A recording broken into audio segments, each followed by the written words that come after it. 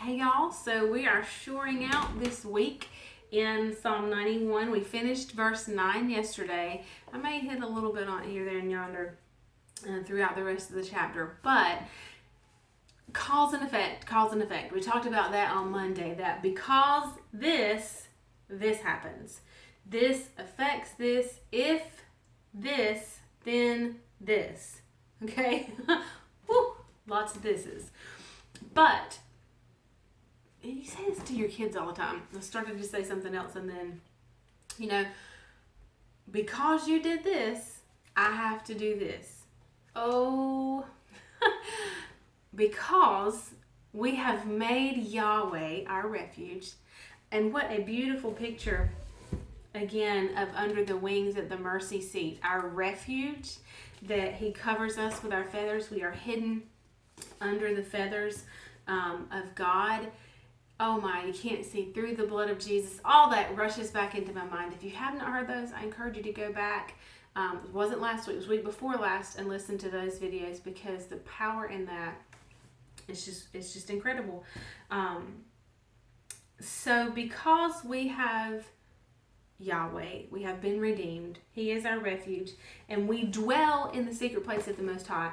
There's a remaining there. It says, because you have made Him, and then because you have made the Most High your dwelling place. It's not automatic, in the same way that we have to say He is our refuge, and it is the power of our words, our confession and acceptance of Jesus as Lord, that puts us in right standing with the Father, that makes us His. It is the power of our words. Confession is made unto righteousness, right? So then we must make the Most High our dwelling place, which means that we have a part to do. He has a part, we have a part. He has a part, we have a part. We dwell, He delivers. So if I have made the Most High my habitation, then that would mean that I could also not make the Most High my habitation. So I have to choose to stay in the secret place. I have to choose to stay there. I have to choose to dwell there. When the enemy comes with an assault, when he comes with bombardment, when somebody irritates the snot out of me, when I don't want to walk in love, I know that you guys don't think that I could ever feel like that. Jesus! But I have to choose this. I'm going to tell you this. This was life-changing for me. Absolutely life-changing. Now, I know that we are not on a works system, that I am not saved by works. I am saved by grace through faith, that I believe in Jesus, on Jesus, what He has done for me, and my faith in Him has saved me.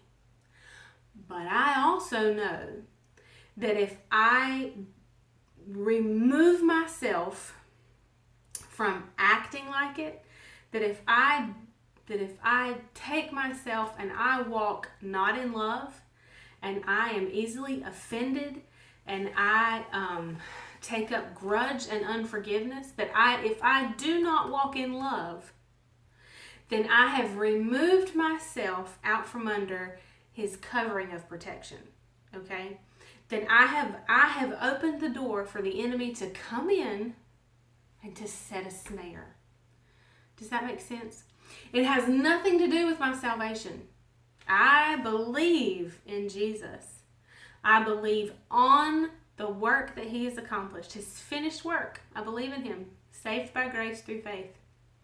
But if I choose not to walk in love, again, offense, unforgiveness, grudges, things of that sort of nature, if I choose to open the door, Satan has now access into my life, and there's a snare. And I remember very clearly, this has been just 5-ish, 3-ish, just a few years ago, spending some time with the Lord, and I was just frustrated. Just really done and over it. Like, pack up, go home. I'm out. I am out. And the Lord very plainly said to me, is any of this mess worth all of what I have for you? Well, given those two choices, it was very easy for me to say no. And I, that day, was able to lay down at the foot of the cross in Jesus' lap, laid it down, ain't picked it up again, not gonna pick it up again. Because my frustration, my anger, unforgiveness just really, really irritated at what was going on. My holding on to that was stopping the blessing of the Lord flowing in my life, because I was holding on to things that were not godly. Walking outside of love is not godly.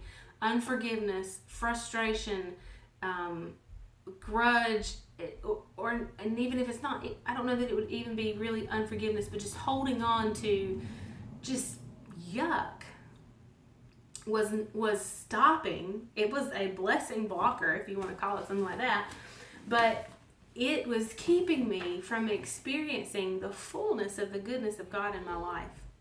And so I had not made the Most High my habitation, because if the Most High was my habitation, then I would not have been able to hold on to those things. Wouldn't have even noticed it when they passed by my viewpoint, my eyes.